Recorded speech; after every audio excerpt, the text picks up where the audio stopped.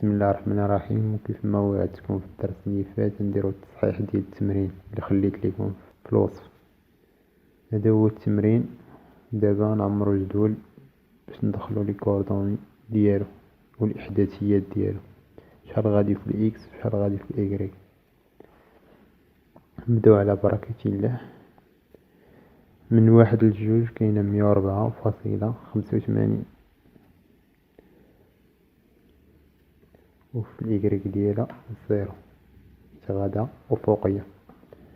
بالنسبه من 2 ل3 عموديه، كاين اكس فيها 0 وفي الايكغيك كاين في القيمه ديالو يعني 30. ندوزو من 3 ل4 افقيه، يعني كاين القيمه ديالو في الايكغيك 0. بالنسبه من 4 ل5 عموديه، يعني 0 في الاكس 70 في الايكغيك. بالنسبه 5 ل6 افقيه، يعني عندها قيمه في اكس ولكن في الاتجاه المعاكس، يعني نديرو ناقص 20. في الاخر نديرو 0 إيكغيك 0. بالنسبة بين 6 و 7 ما عندهاش قيمة في الإكس حيت عمودية. بالنسبة لإيكغيك راه هابطة لتحت ماشي طالعة لفوق، يعني ناقص 30. ندوزو عاوتاني ما بين 7 و 8.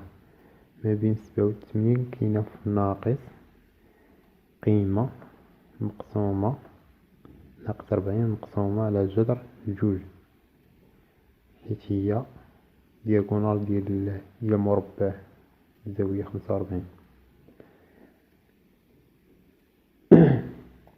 بما انها كاينه في الاتجاه المعاكس ديال إيكغيك، يعني هابطة لتحت، نديرو ناقص 40 مقسومة على جذر 2 من 8 9. من 8 9 عندنا ناقص 30 مقسومة على جذر 2، وهنا عندنا موجبة يعني 30 مقسومة على جذر 2. ما بين 9 و 10 ناقص 50 مقسومة على جذر 2. هذه هي العلاقة ديال فيثاغورس باش تلقاو الضلع ديال أحد الأضلاع ديال المربع تديرو فيثاغورس. ناقص 50 على جذر 2.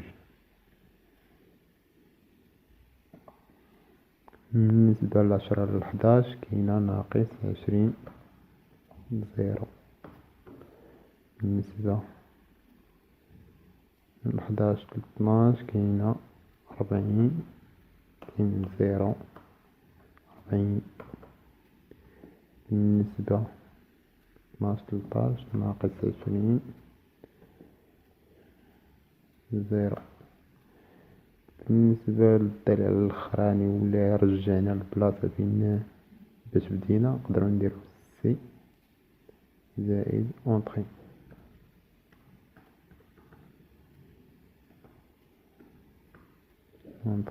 نجيو نطبقو هنا نشوفو واش المعطيات اللي دخلنا صحاح.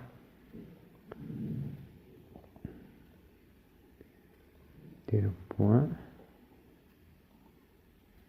حيت دينا على الراس السوري ونبداو ندخلو. ايرو باسك 104.85،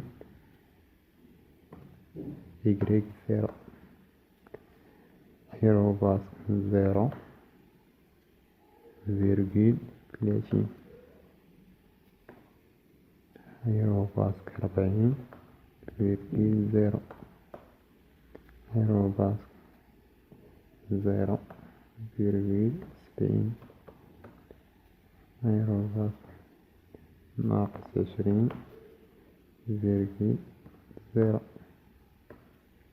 ايرو باسك 0 ناقص 30.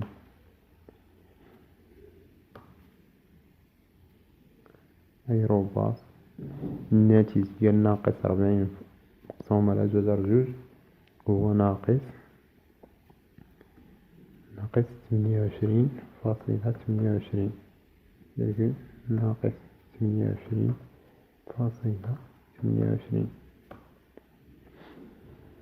ايرو باسك ناقص 30 جذر جوج، الناتج ديالو هو 21.21. يعني نديرو ناقص 21.21. الجهة أخرى تكون موجبة 21.21. هيرو باسك الناتج ديال ناقص 50 جذر جوج هو 35.36.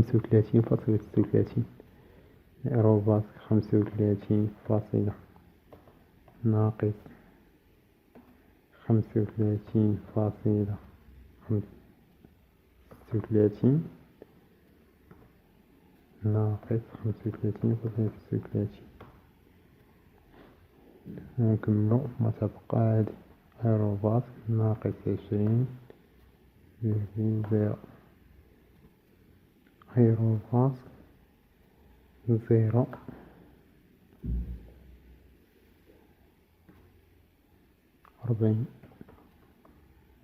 هيرو باسك ناقص 20.0. والأخرى ديرو سي اونطخي صافا وسالينا. نديرو كوطاسيون.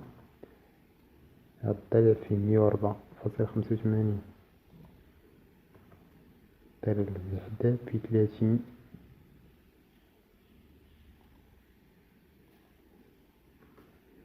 هاد الضلع فيه 40.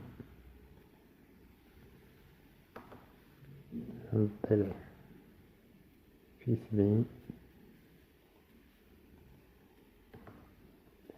هاد الضلع فيه 20. هاد الضلع فيه 30. هاد الضلع فيه 40.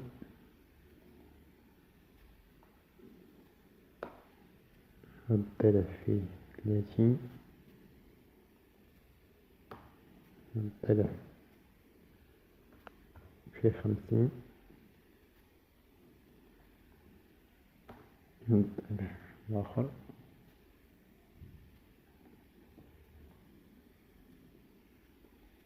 فيه 20. هاد الضلع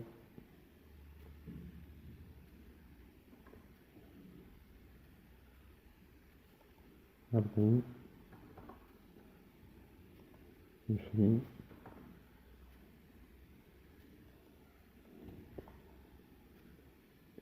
كاين واحد الاختلاف هنايا ما بعد الفاصلة،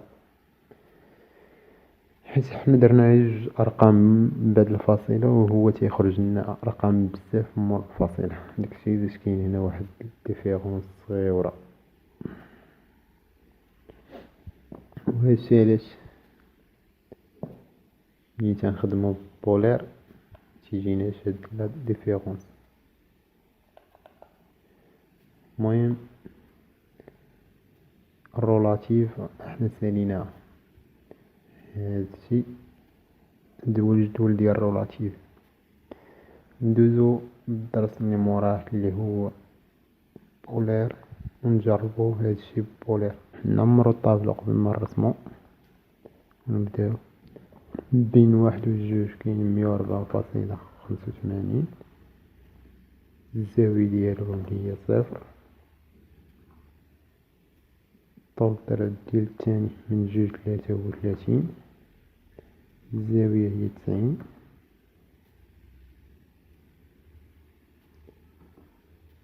ما بين 3 و 44. الزاوية هي 0. طول ديال 70. الزاوية هي 90. طول الآخر عندك ما بين 5 و 6. الطول ديالو هو 20. الزاوية هي 180. العكس ديال 0. ما بين 6 و 7 عندنا 30. الزاوية ديالو 270. العكس ديال 90. ما بين 7 و 8 عندنا 40. الزاوية ديالو 135 125 225.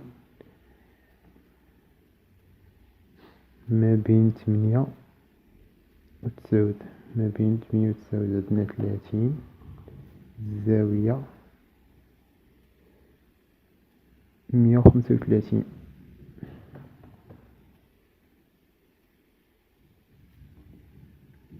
ما بين 9 و10 عندنا 50.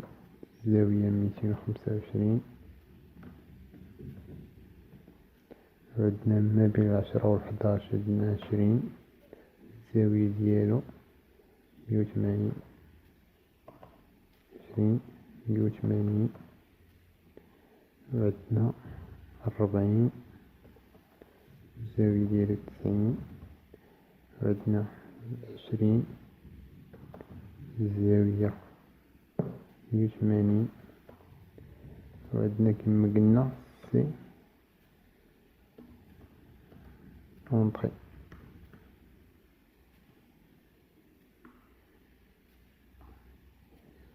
سي اونطري مسالينا. نمشيو نرسمو، نديرو نقطة الحدود دينا على الكلافي ونبداو ندخلو ايروباط. الطول ديال الضلع اللي هو 104.85. الزاوية اللي هي 0 اونطري. عاوتاني ايروباط 30. الزاوية 90. ايروباط 40. الزاوية 0. ايروباط 70. الزاوية 90. ايروباط 20. الزاوية 180.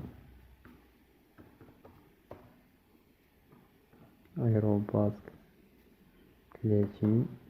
الزاوية اللي هي 270. ايروباط 40. الزاوية ديالو اللي هي 225. ايروباط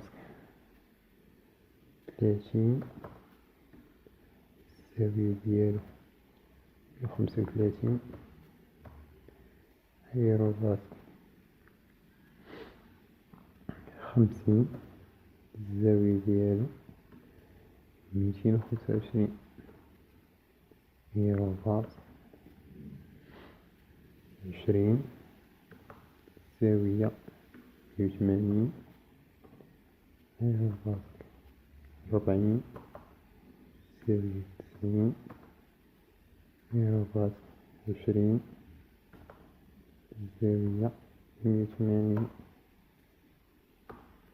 ايروباط. من هاد المرة ندير السي اونطري ويتسد. نمشيو نشوفو كوطاسيون واش هادشي صحيح بحالو بحال الاخر. نجيو نديرو كوطاسيون حتى نزل 104.85.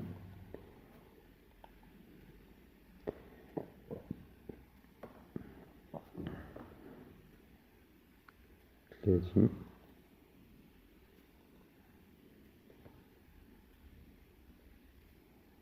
40. 70. 20. 30. 40.